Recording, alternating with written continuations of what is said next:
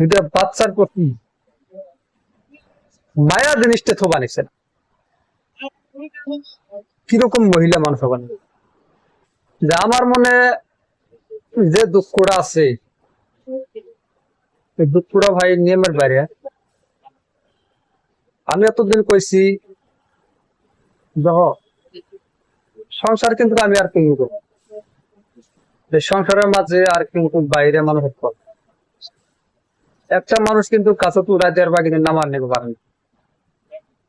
আজকে তুমি এরম মাফ করে থাকবে না, আমি এরম রাগ করে থাকবে না, সে থাকবে কোনো কষ্ট নাই। কিন্তু আমার এই কথাটা সবসময় মনে পড়ে,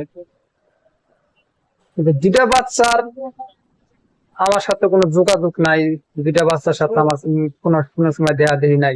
মানুষে যখন পোলাপানের হাত ধরে নিয়ে যান তা বাজার ঘাটে যা অন্য সময় অন্য মুগা ওই টাইম জ্বলা দেন আমার রুম বন্ধ হয়ে আসে। আমি কি করলাম আজকে আমি আপ ঘুষা করে যে আবার আমিও যে সেই ভুল কামটাই করব না জানি, তারপরে আমি না সেই কথাটা তো না ভাবিলাম না, তাহলে আমি আবার ভুল কাম করলাম।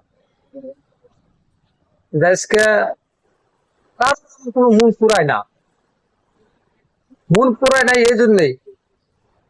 তাহলে আপনারা ভাবেন কিসের জন্য মন পুরায় না আর কিসের জন্য তার কথা আমার মনে পড়ে না, খালি দুইটা বাচ্চার কথা মনে পড়ে। কারণ তার কথার মূল এটাই যে আমার দুইটা বাচ্চার প্রতি মায়া জিনিসটা থোবা নিছে। কিরকম মহিলা মানুষ হবেন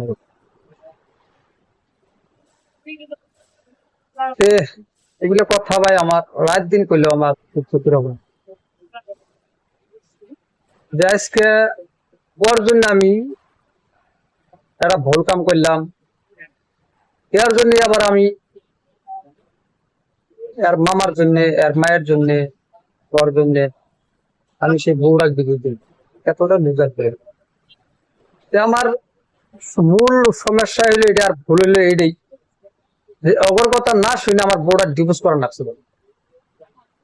আজকে ডিভোর্স করার পরেও আজকে আমার গোয়াতে দুই হাত ঠেলে দিয়েছে।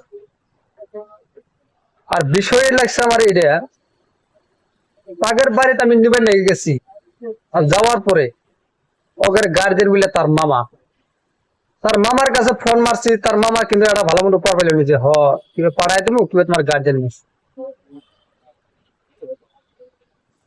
আগের কিন্তু এগুলো কথা তার বিচার হয়ে গেছিল, হওয়ার পরেও সেই দিনকে অটোমেটিক এগুলো কথা বলি তোলার পরে আমি কইছি যে না আপনাদের কোনো দোষ নাই, তাহলে আমি কি কর। তবুও কয় যে তোমার গার্জেন আছে। আমার এগুলো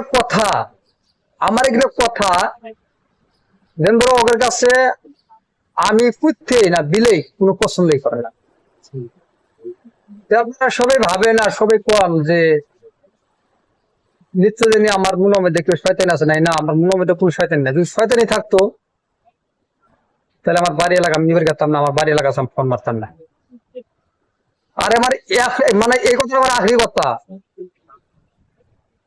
এখন যদি ভালো ভালো আসে তো আসলো, না আসলো তো আমার জীবনকে মনের থেকে আমি তাক মানে আমি আর মানে না পেলাম না যে মহব্বত বস্তুটা কথা আনি যে গুরুত্বপূর্ণ মহব্বত বস্তুটা যে কি বস্তু, সেই বস্তুটা যদি অন্তর থেকে যদি মুছে জায়গা,